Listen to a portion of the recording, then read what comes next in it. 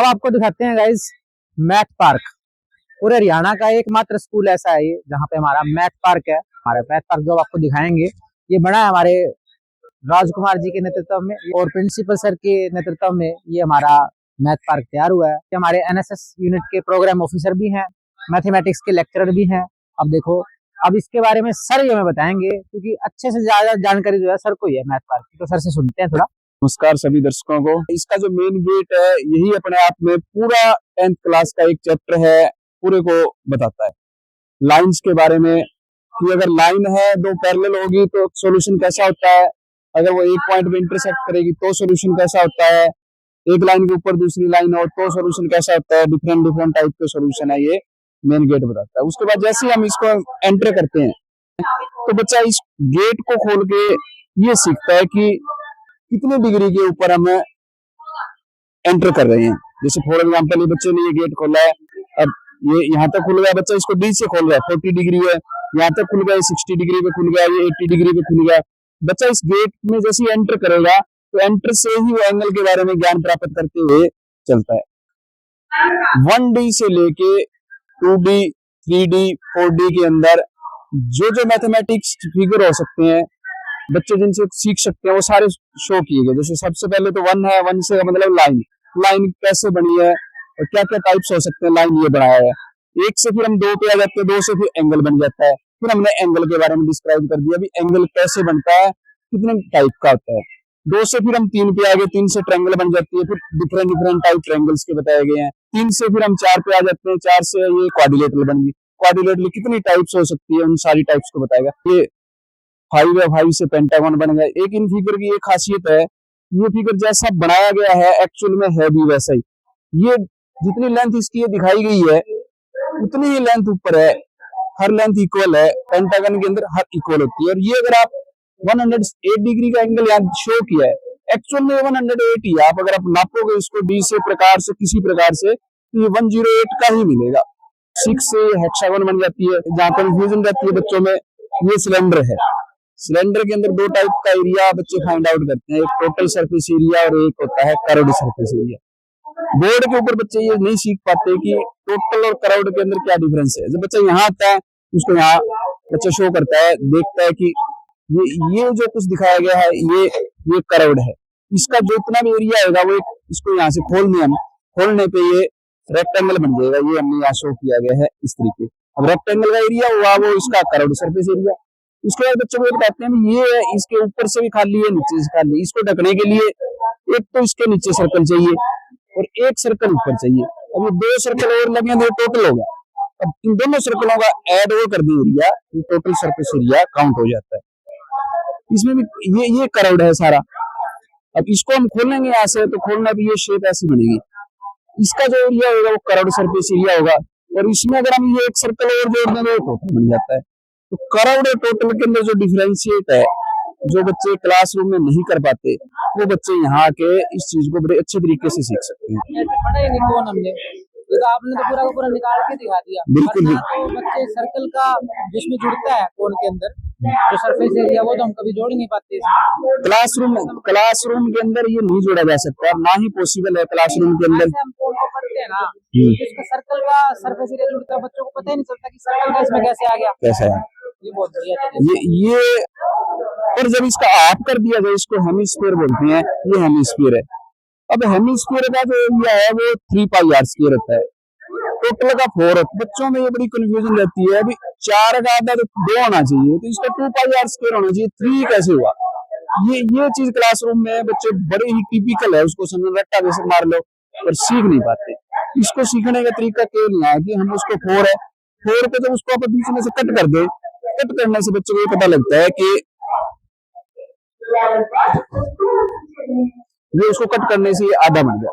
इसका मतलब उसका 4 है तो इसका 2 बनी बनेगा, इसको 2 कह देंगे।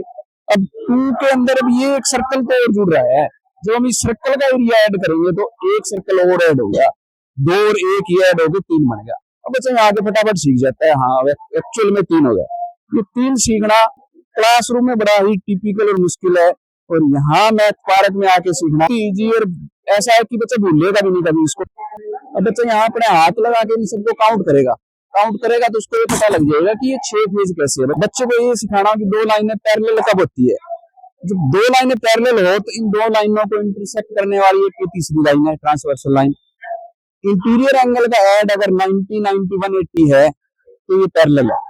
हम दोनों बढ़ा के देखते हैं, इधर से इसको 90 एंगल पे करें, इधर से इसको 90 पे करें, दोनों को जब 90 पे किया अब ये लाइन इस लाइन के पैरेलल होगी। और अगर इनका सम 180 से ज्यादा है तो ये कभी भी एक पॉइंट में इंटरसेक्ट नहीं कर सकती। तो बच्चा ये क्या करेगा, इसको ऐसे 90, 90, 180 था, अब इसको ऐसे कम करेगा। अब कम करके इसने यहाँ ये मीट कर दी दोनों पॉइंट। अब मीट कर दी तो अब इसका और इसका जो ऐड है, इन दोनों का ऐड ये 180 से कम है, ये मीट करती है। उधर देखें इन दोनों का ऐड है वो 180 से ज्यादा भी है, फिर आप इनको कहीं बढ़ाते जाए चाहिए, आगे मीट नहीं करेगी। उसके दिमाग में रहता है भी क्या है तल कैसे। बच्चा यहाँ आता है वो इसको अलग अलग काउंट करता है कि इसके 6 पेज कैसे होंगे। ये होगा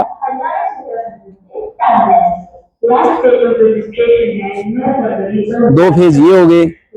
अब बच्चा यहाँ अपने हाथ लगा के इन सबको काउंट करेगा तो उसको ये पता लग जाएगा कि ये 6 फेज कैसे है। बच्चा मैथमेटिक्स सीख रहा है कि 1, 2, 3, 4, 5 और ये 6 फेज है। अब इस चीज को अगर हम बोर्ड पे देखेंगे, बोर्ड तो केवल 2D होता है, उसमें केवल सामने से दिखाई देगा, हम कहते रहे बताते रहे।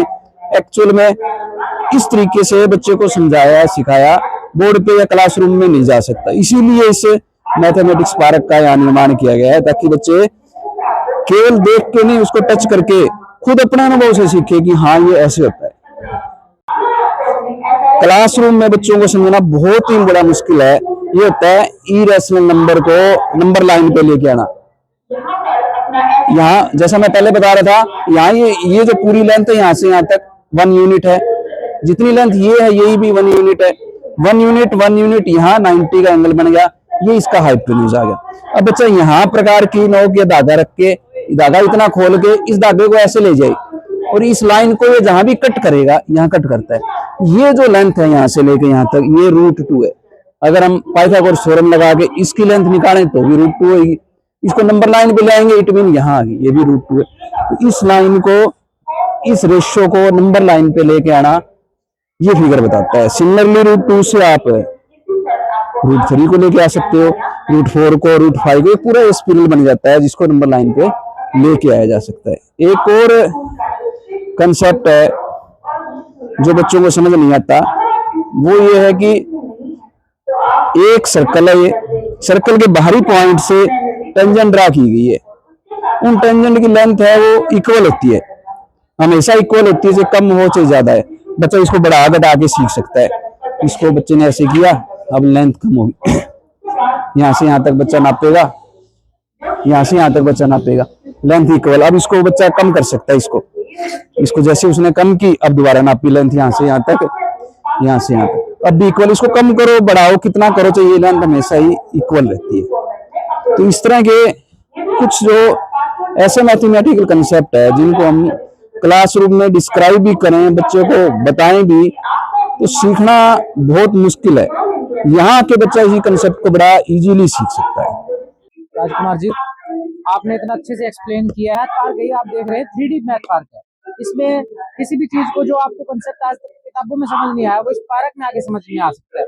और राजकुमार जी ने तो जो कंसेप्ट है उसको इतना अच्छे से एक्सप्लेन किया है, तो आई थिंक आप सबको समझ में भी आ जाएगा और सबको समझ में आ भी गया होगा। हेमिस्फीयर हो गया, ठीक है, ये जितनी भी चीजें हैं ये आज तक हम किताबों में पढ़ते हैं ना, आज तक हमें समझ में आई थी।